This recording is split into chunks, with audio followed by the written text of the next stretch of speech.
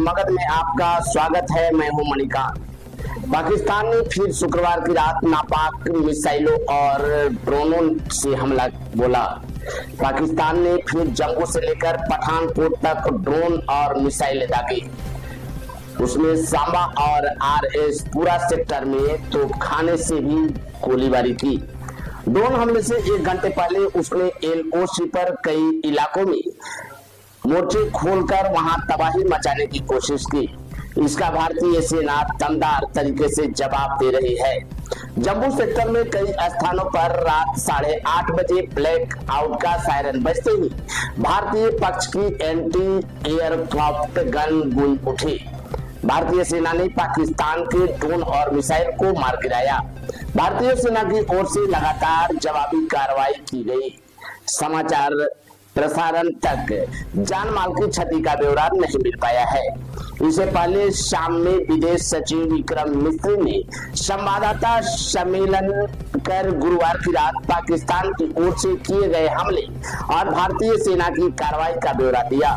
उन्होंने कहा कि पाकिस्तान ने भारत के सैन्य बुनियादी ढांचे को निशाना बनाया है। करीब 300 से 400 ड्रोन हमले किए और 36 जगहों पर घुसपैठ की कोशिश की। शुरुआती जांच में यह सामने आया है कि ये ड्रोन तुर्की निर्मित एसिगर्ड शॉन्गर मॉडल थे। प्रेस वार्ता में कर्नल सोफिया कुरैशी ने बताया कि पाकिस्तानी सेना ने पश्चिमी सीमा पर न सिर्फ कई बार भारतीय हवाई क्षेत्र उल्लंघन किया बल्कि नियंत्रण रेखा पर भी भारी कैलिबर में से हथियारों से गोलीबारी की। उन्होंने बताया कि पाकिस्तान ने जम्मू कश्मीर के तंगधार, उरी पूंछ, मेंढर, राजौरी, अखनूर और उधमपुर में भी भारी गोलीबारी, कटियल गन और सशस्त्र ड्रोन का इस्तेमाल कर नियंत्रण रेखा पार कर गोलीबारी की। भारतीय सेना ने कुछ जवान हताहत हुए हैं। जवाबी कार्रवाई में भारत ने भी बड़ा नुकसान पहुंचाया। इसके अलावा रात में पाकिस्तान के सशस्त्र यूएवी मानव रहित हवाई वाहन ने वंटिया सैन्य स्टेशन को निशाना बनाने की कोशिश की भी, जिसे निष्क्रिय कर दिया गया।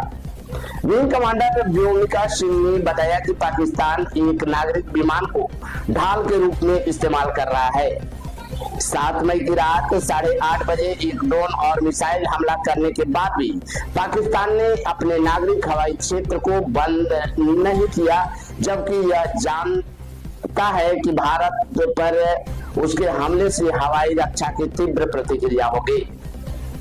उन्होंने एक स्क्रीन शॉट भी दिखाया है जिसमें हमले के चकते कराची और लाहौर के बीच हवाई मार्ग पर एयरलाइनें उड़ान भर रही थी। भारत और पाकिस्तान के बीच बढ़ते सैन्य टकराव के कारण इंडियन प्रीमियर लीग आईपीएल को शुक्रवार को 1 सप्ताह के लिए स्थगित कर दिया गया है और बीसीसीआई ने कहा कि जब देश आतंकी हमले का जवाब देने के साथ सरहद पार अनुचित आक्रमण कर सामना कर रहे हैं, ऐसे में राष्ट्रीय हित सर्वोपरि है। जम्मू और सूचना पर हवाई हमले की चेतावनी के बाद धर्मशाला में पंजाब किंग्स और दिल्ली कैपिटल्स के बीच गुरुवार का मैच बीच में ही रद्द होने के बाद मौजूदा आईपीएल के भविष्य पर अनिश्चितता के बादल मंडरा रहे थे। बीसीसीआई सचिव देवचिल सैकिया ने कहा कि नए कार्यक्रम और टूर्नामेंट के आयोजन के बारे में सूचना समय आने पर दी जाएगी। तो देश दुनिया की बड़ी छोटी खबर देखने के लिए बने रहे न्यूज़ 18 मगध के साथ।